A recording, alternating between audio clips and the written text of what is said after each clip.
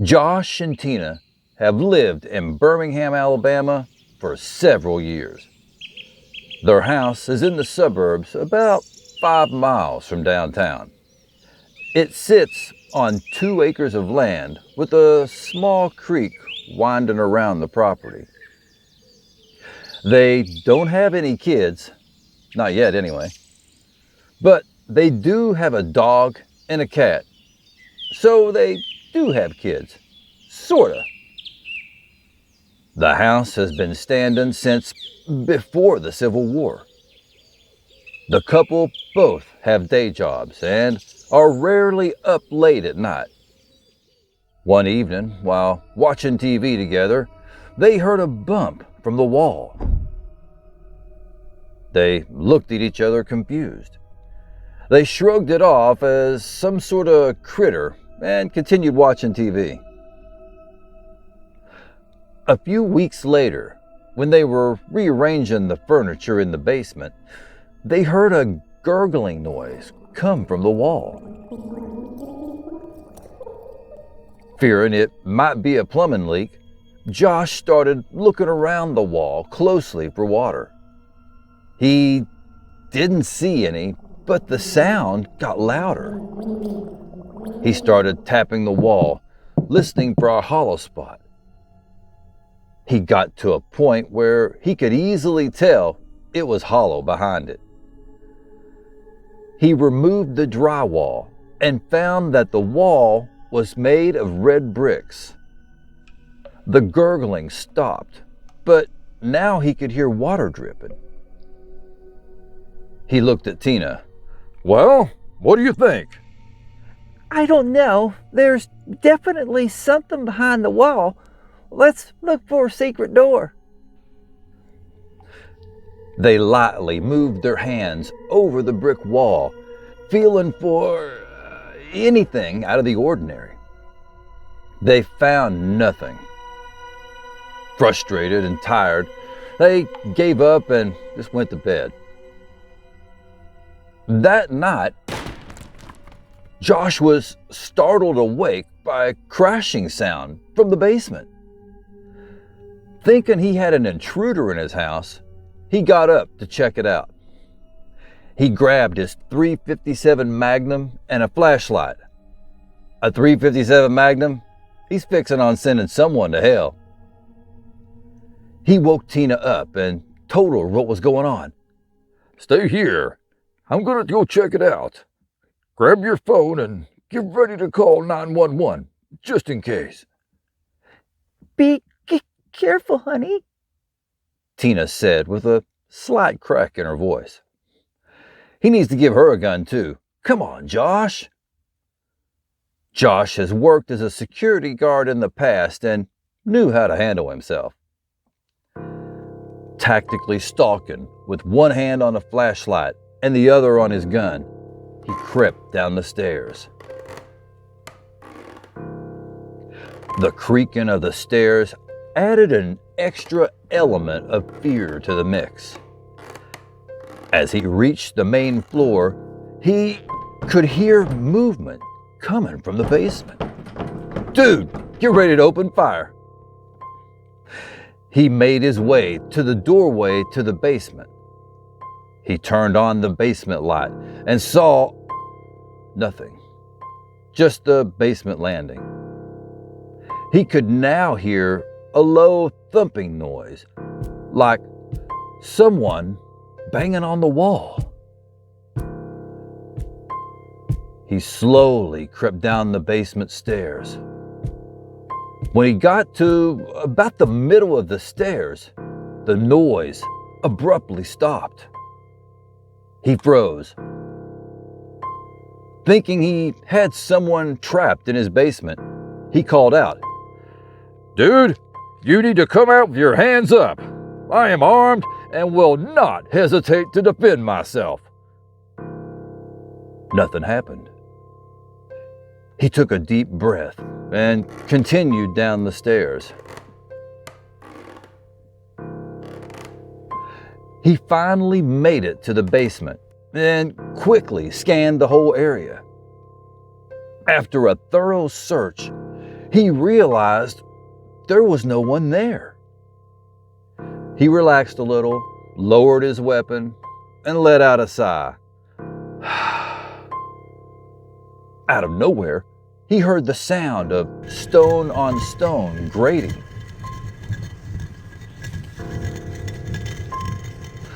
He spun around, raised his weapon, and held his breath. He quickly panned left and right, trying to locate the source of the noise. Bravely, he walked around the basement. No fucks given.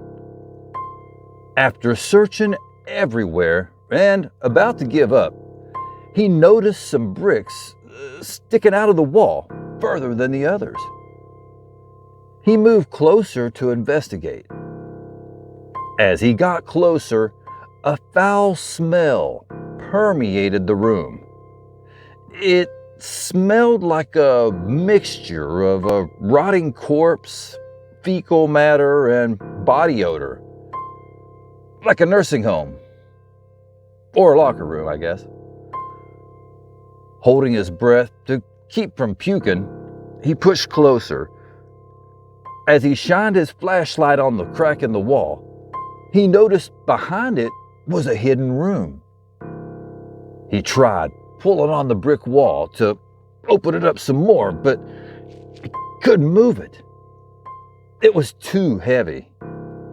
He started looking around for a hidden handle to open the door. He watches way too many movies. After searching for about 20 minutes, he heard a faint cry come from behind the wall. Terrified, he ran back upstairs to his bedroom. He advised Tina what he discovered. Needless to say, they didn't get much sleep the rest of the night. Right? The next morning, exhausted from not getting enough sleep, Josh and Tina both called in sick for work. They had to find out what the hell was going on with the basement. After lots of coffee and a very light breakfast, they went downstairs to get a closer look. The stench was still there, although not as strong as last night. The brick doorway was still jutted out from the rest of the wall like before. They both pulled on it with everything they had, but it wouldn't budge. I think Josh needs to start working out. That's what it is. Josh went to the garage and retrieved a crowbar. He wedged it in the crack and they both pulled hard. Nothing. Just when they were about to give up, they heard whispering coming from behind the wall. It sounded like two people whispering back and forth.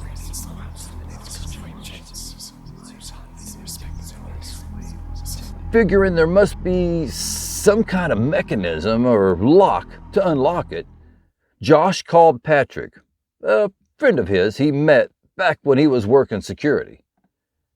Patrick was a master locksmith and could pick any lock. Patrick agreed to come over later on and open the door for them. That's nice of him. Later that afternoon, Patrick arrived. He brought in a box full of tools to open the door.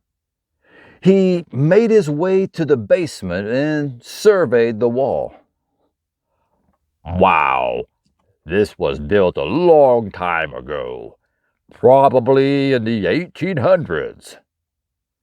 He pulled out some electronic meters and moved them around the opening.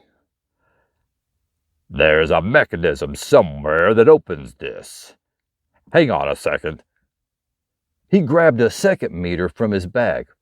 He held it up to the wall. The meter started screeching wildly. Okay, there's something metal right here. It might be a spring or some kind of mechanism. He started probing the wall with a different tool. As he did, he heard a click. He looked up at Josh and Tina with a smile. "I think I found it." He stuck a different tool into the opening and turned it. As he turned the tool, the grating sound returned, and the wall started opening up. He kept turning the tool, and the wall continued to open. "Patrick, my man!" Finally, the wall stopped. It opened up to a long, dark tunnel. Josh grabbed a flashlight and looked into the tunnel. He was looking down a dirt tunnel about 5 feet tall by 3 feet wide. It looked like it was dug by hand, as it was very rough around the edges. The tunnel seemed to turn left about 20 feet down. As they were looking down the tunnel, a child laughing could be heard coming deep from within the tunnel. Wide-eyed, Patrick said, "Okay, I'm all done here. Y'all have fun with that." He hastily grabbed his things, quickly made his way to his truck, and sped away. Patrick noped the hell out of there. Josh grabbed an additional flashlight, and he and Tina started slowly walking through the tunnel. They kept hearing the dripping sound echo off of the walls. As they continued, the tunnel opened up a little wider and taller. They came across some metal cages lining the side of the tunnel. What the hell? They were crude and very old looking. As they were walking past them, one of the cages suddenly rattled. Startled, they both focused their lights on the cage. But the cage was empty. Tina, shaken up by the noise, said, "Fuck that, I'm getting out of here," and started back towards the exit. Josh replied, "I'm going to go a little further. I'm curious to see where this goes." Josh has the curiosity of a cat, and we all know what happened to the cat. He continued creeping further into the darkness. The tunnel opened up to a huge underground room. Old wooden shelves lined the walls. There were several dusty mason jars full of fruits and vegetables on the shelves. A couple of dirty, ancient wooden barrels were against the wall. Probably some old hooch. Look for a tap. Homemade drawers, half full of carrots and potatoes, were underneath the shelves. Josh knew what this was. It was a root cellar. Before the refrigerator was invented, folks had to keep their perishables in cool underground root cellars to keep the food from going bad. Josh kept looking around. He spotted a newspaper lying on one of the shelves. He carefully picked it up and looked at the date on it. It was July 15, 1865. As he was looking at it, he heard a child scream. Startled, he dropped the paper and looked in the direction of the sound. It came from back towards the entrance of the tunnel. He sloshed his way through the muddy floor toward the entrance. He was almost to the entrance when he heard the gurgling noise again coming from the blackness behind him.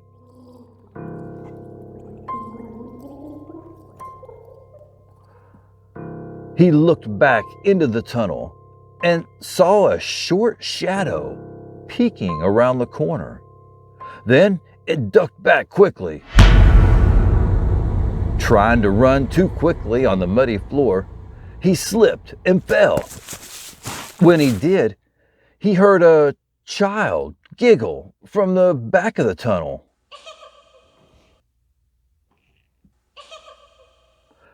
Dude, get the hell out of there. His eyes widened, and he scampered out of the tunnel and through the doorway. His heart was racing, and he was completely winded. He needs to do more cardio. Standing bent over with his hands on his knees, he caught his breath. Tina came down the stairs. Are you okay? What happened? I ain't sure. I heard a kid scream, so I got the fuck out of there. As they were standing there, looking at each other dumbfounded, they heard the gurgling sound again. Their eyes got huge. Josh said, "Upstairs, now!" They stomped up the stairs. While sitting at the kitchen table, contemplating their next move, they heard something downstairs. It sounded like water flowing, like a creek or a stream. Josh said, "We need to find some of the history of this place." Tina nodded. Good idea. They started searching the house for any clue as to the history of the place. They started with an old bookshelf that had many very old books on it. As Tina was looking through some old volumes, she found something. It was a newspaper article that was folded up inside one of the books. It was dated July 15, 1865, the same date as the newspaper that Josh found in the cellar earlier. The article was titled, "Flash Flood Devastates Community." Uh-oh, here we go. It told of a severe flash flood that hit the area the day before and killed many unsuspecting people. One of the worst hit was an orphanage where several children drowned in a cellar. The orphanage was the same address as their house. The children were apparently playing in the cellar when the flood hit. As the water level rose, the door to the cellar closed automatically to prevent the flooding of the house. When it did, it trapped the children in the cellar. Oh man! The orphanage workers tried desperately to open the door, but couldn't. The pressure from the water was too great. The workers stated that they could hear the children's cries for help and their coughing and gurgling as they drowned in their earthy tomb. That's horrible. Josh and Tina weren't sure what to do next. Being just too much for them to handle, they eventually decided to move out. As they packed their last things into the moving van, Tina said, Boy, I'm sure gonna miss this place. "Yeah, me too. I wouldn't. I'd be like, see ya." As they were driving away, Tina looked one final time at the house. She noticed a small, semi-transparent figure on the front porch. She focused her eyes, pointed at it, and said, Josh, what the hell is that? Josh stopped the van and looked back. They saw an apparition of a little girl dressed in period clothes standing on the front porch waving at them. As tears welled up in their eyes, they waved back and quietly drove away.